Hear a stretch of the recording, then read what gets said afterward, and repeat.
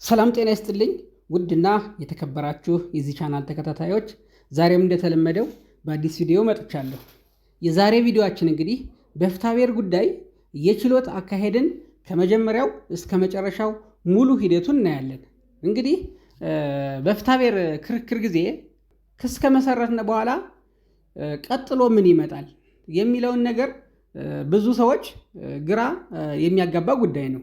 እንግዲህ የዛሬው ቪዲዮአችን ይህን ጉዳይ በፍትሐብሔር ጉዳይ ላይ የችሎት አካሄዱን ወይም የችሎት አመራር ከመጀመሪያው እስከ መጨረሻው ከክስ ጀምሮ እስከ መጨረሻው እስከ ውሳኔ ምን ይመስላል የሚለውን በግልጽ የምናይ ይሆናል።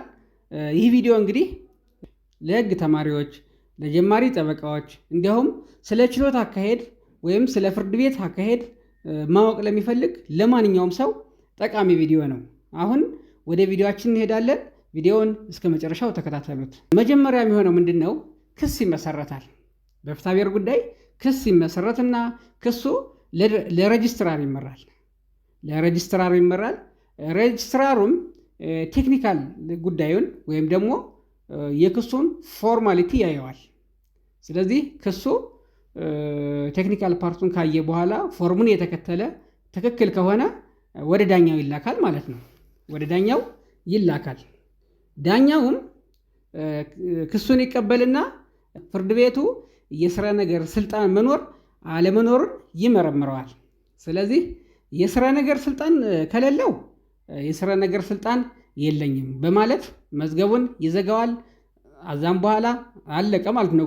ጉዳዩን ለማየት ስልጣን ወዳለው ፍርድ ቤት እንዲላክ ይደረጋል ማለት ነው። ነገር ግን ፍርድ ቤቱ ስልጣን ያለው ከሆነ ምን ያደርጋል? ፍርድ ቤቱ ለተከሳሽ መጥሪያ ይጽፋል ማለት ነው። ለተከሳሽ መጥሪያ ይጽፋል።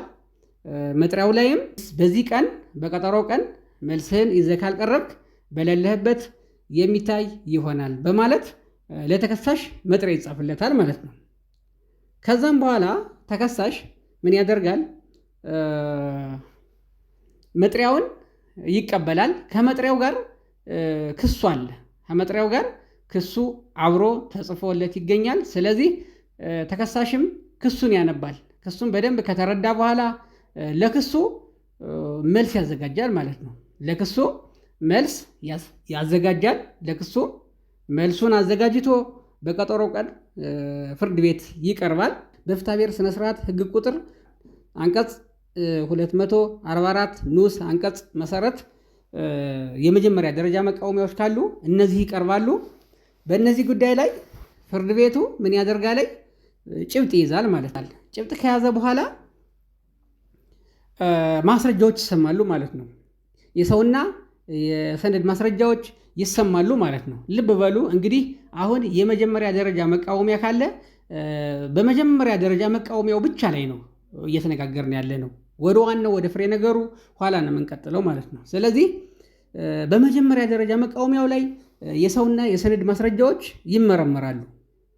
ከዛም በኋላ ከተመረመሩ በኋላ በመጀመሪያ ደረጃ መቃወሚያው ላይ ብይን ይሰጣል ማለት ነው። ብይን ይሰጣል። ይህ ብይን እንግዲህ የመጀመሪያ ደረጃው መቃወሚያው ተገቢነት የለውም ሊሆን ይችላል፣ ወይም ደግሞ የመጀመሪያ ደረጃ መቃወሚያው ትክክል ነው ሊባል ይችላል ማለት ነው። በዚህ በመጀመሪያ ደረጃ መቃወሚያው ላይ የመጀመሪያ ደረጃው መቃወሚያው ውድቅ ከሆነ ይግባኝ ማለት አይቻልም ማለት ነው። የመጀመሪያ ደረጃ መቃወሚያው ውድቅ የሆነበት ሰው ይግባኝ ማለት አይቻልም። ይግባኝ ማለት የሚችለው መቼ ነው? መጨረሻ ላይ በፍሬ ነገር ሁሉ ተከራክረው ውሳኔ ካረፈበት በኋላ አጠቃሎ ይግባኝ ይላል እንጂ በዚህ በመጀመሪያ ደረጃው መቃወሚያ ውድቅ ስለሆነ ብቻ ይግባኝ ማለት አይቻልም ማለት ነው። ነገር ግን የመጀመሪያ ደረጃ መቃወሚያው ተቀባይነት ካለው መዝገቡ ይዘጋል ማለት ነው። መዝገቡ ይዘጋል። በዚህ ጊዜ ይግባኝ ማለት ይቻላል ማለት ነው። በዚህ ጊዜ ይግባኝ ማለት ይቻላል። የመጀመሪያ ደረጃ መቃወሚያው ተቀባይነት ካገኘ መዝገቡ እልባት አገኘ ማለት ነው። በዚህ ጊዜ ከሳሽ ይግባኝ ይላል ማለት ነው። ስለዚህ ተቀባይነት ካላገኘ ግን ምን ይሆናል? እንደገና ለፍሬ ነገር ክርክር ይቀጠራል ማለት ነው። ለፍሬ ነገር ክርክር ይቀጠራል። በዚህ በፍሬ ነገር ክርክር ጊዜ ምን ሊሆን ይችላል? ተከሳሹ ክሱን ሙሉ ለሙሉ ሊክድ ይችላል ወይ በከፊል ሊክድ ይችላል። ክርክሩ ይካሄዳል ሙሉ።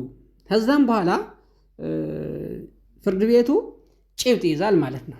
እንግዲህ የቅድሙ የመጀመሪያ ደረጃ መቃወሚያው ላይ ነው። አሁን ግን በፍሬ ነገር ላይ በዋናው ማለት ነው። በፍሬ ነገር ላይ ማለት ዋናው ክሳችን ላይ ያቀረብነው ዋናው ጉዳይ ማለት ነው።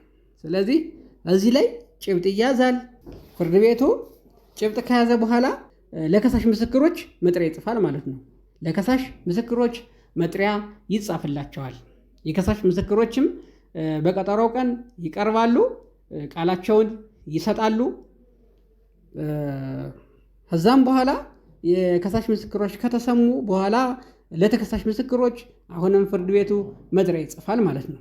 ስለዚህ የከሳሽም ምስክሮች ከተሰሙ በኋላ ፍርድ ቤቱ ጠቃሚ ሆኖ ካገኘው ፍትሐዊ ውሳኔ ለመስጠት ጠቃሚ ሆኖ ካገኘው ችሎቱን በሚመራበት ጊዜ አስፈላጊ ነው ብሎ ያመነበት ሌላ ሰው መመስከር አለበት ብሎ ካሰበ ሌላ ምስክሮችን ሊጠራ ይችላል። ፍርድ ቤቱ በራሱ ተነሳሽነት ሌሎች ምስክሮችን ሊጠራ ይችላል ማለት ነው። ኤክስፐርቶች ሊሆኑ ይችላሉ፣ ስለ ጉዳዩ በደንብ የሚያውቁ ሊሆኑ ይችላሉ። ብቻ ፍርድ ቤቱ ያመነበትን ሊጠራ ይችላል፣ ላይጠራም ይችላል። አስፈላጊ ሆኖ ካየው ሊጠራ ይችላል ማለት ነው። ከዛም በኋላ እንግዲህ ምስክሮች ተሰምተው ከተጠናቀቀ በኋላ ምን ይደረጋል? የመዝጊያ ንግግር ወይም ደግሞ የማጠቃለያ ንግግር ይደረጋል። ከዛም በኋላ ከሳሽ ስለ ችሎቱ አካሄድ እንዴት እንደነበረ ስለ ችሎቱ አካሄድ የእሱ ምስክሮች ምን እንዳስረዱ ለፍርድ ቤቱ ያስገነዝባል ማለት ነው። ለፍርድ ቤቱ ያስገነዝባል።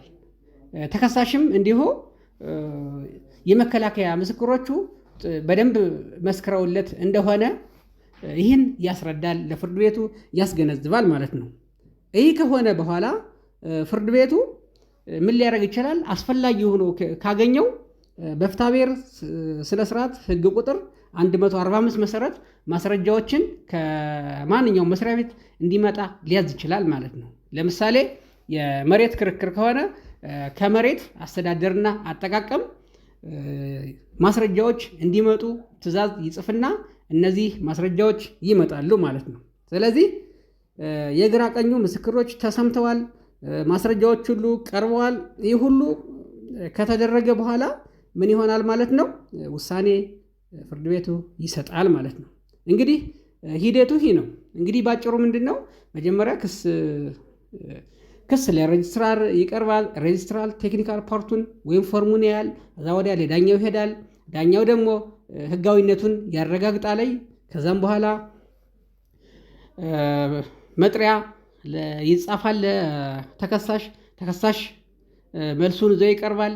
ከዛም በኋላ የቃል ክርክር ይደረጋል። የቃል ክርክር ከተደረገ በኋላ ለተከሳሽና ለከሳሽ ምስክሮች መጥሪያ ይጻፋል። ምስክሮች ይሰማሉ። ፍርድ ቤቱም በራሱ አነሳሽነት ሌላ ምስክር ሊሰማ ይችላል ወይም ላይሰማ ይችላል። እዛም በኋላ የሰነድ ማስረጃ አስፈላጊ ሆኖ ከታየው ፍርድ ቤቱ በፍትሐብሔር ስነ ስርዓት ሕግ ቁጥር 145 መሰረት አስፈላጊ የሆነው ማስረጃ ከማንኛውም መስሪያ ቤት ሊያዝ ይችላል። እዛም በኋላ ጉዳዩን መርምሮ ፍርድ ቤቱ የመሰለውን ውሳኔ ያስተላልፋል ማለት ነው። ውድና የተከበራችሁ የዚህ ቻናል ተከታታዮች ለዛሬ ያቀረብኩላችሁ የህግ ምክር እንግዲህ ይህን ይመስላል። ይህ ቪዲዮ ጠቃሚ ነው ብላችሁ ካሰባችሁ ለምታውቋቸው ሼር አድርጉላቸው። በሌላ ቪዲዮ እስከምንገናኝ ሰላም ሁኑ።